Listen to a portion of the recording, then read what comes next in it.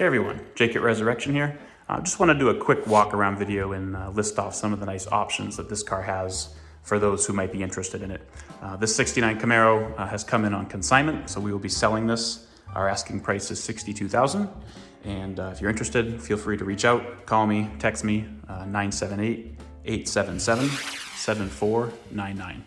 All right, so let's look around here. I do have a list with me so I don't forget anything. But like I said, I will have a full write-up on this for all the items that I may forget here.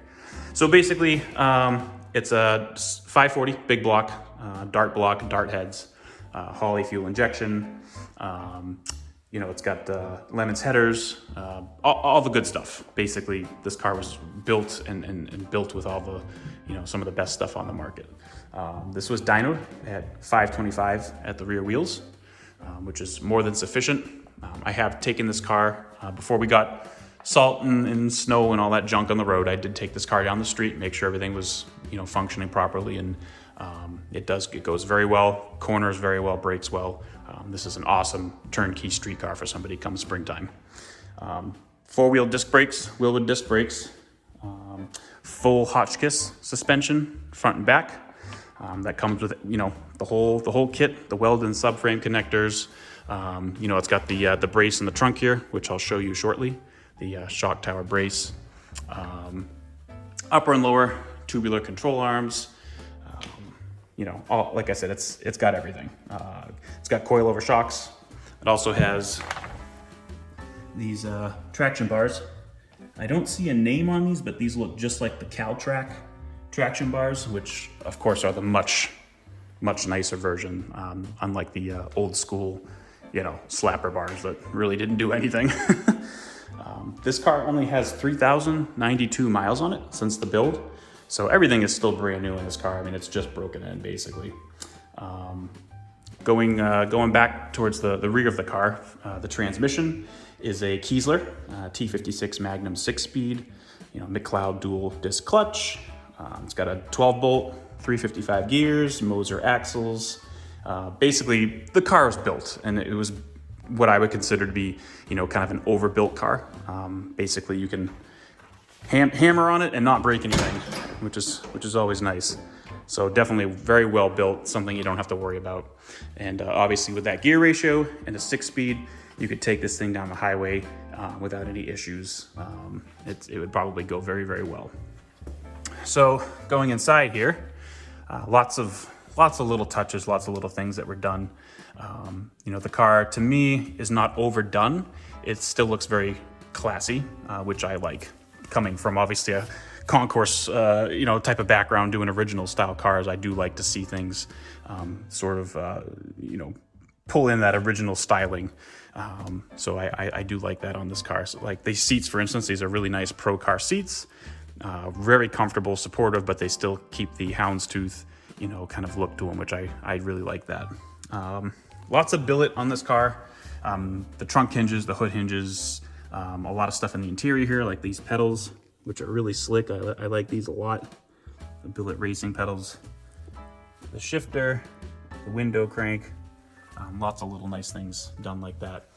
I did it tilt wheel, column, Dakota digital gauges. The headliner's kind of nice too. This is a custom headliner where it's gained you probably, if I had to say, probably 3/4 of an inch of extra headroom, which is really nice for if you're a little bit taller, because these cars didn't have a lot of headroom to begin with. So nice little touch there as well. So the inside, this is all brand new. Front to back, everything's new in here. So that was all done recently. Even like these handles, these are custom. You gotta have maybe a trained eye to tell, but these have like a little custom touch to them, which is kind of nice. Gives the car a slightly more modern feel. Taillights are LED. Again, just a little nice custom touch, nothing overdone, but gives the car kind of like that little extra modern flair to it. In the trunk, like I stated, billet trunk hinges, gas strut trunk hinges. Optima battery in the trunk, with your cutoff switch over here. CO2 tank. So this car, I'm not super familiar with the systems, but this is basically a system to chill the fuel prior to being, you know, burned in the engine. Gains you a little extra power. So that's what this guy is. You'll see the setup under the hood when we go up there, where that all goes into the motor. Like I said, Hotchkiss rear shock tower bar there. So it's got everything in it to really, I mean, the car corners and drives very nicely. Also has a car cover with black stripes on it to match the car. Kind of a nice little touch. We'll go up here, I'll pop the hood. And also these are 17-inch wheels, and these are the NT 555 tires. Again, nice stuff. In the front as well, Ring Brothers lights, LED parking lights. Again, subtle touches, just give the car kind of a modern flair to it. A few other things I'll just rattle off on my list that I have here so I don't forget. Rick's stainless sump tank with electric fuel pump, PTFE fuel lines, front to back. All that stuff's brand new. You know, all the brake lines are new. Heater core blower motor, rear window, all the trim. I mean, just tons of stuff. I could go on and on and on for hours here. Basically, this is a, you know, almost new car. Lots of money was put into this, and it was done well. This is cowl hood, is a full aluminum cowl hood, so it's extra light. Again, billet. These are the gas strut hood hinges. Billet braces here. Lots of nice, like I said, nice touches like that. March pulley system, which is really nice. Holley fuel injection, like I stated. This is the CO2 system here. Aluminum radiator, electric fans, you know, all that kind of stuff. MSD ignition system, and on and on and on. But you can see everything's tidy and looks good under here. I believe all of the dyno and tuning work for this motor was done at Enhanced Street Performance in Sterling, Mass. Those guys do nice work over there, so I trust that you know, this was done very well in here.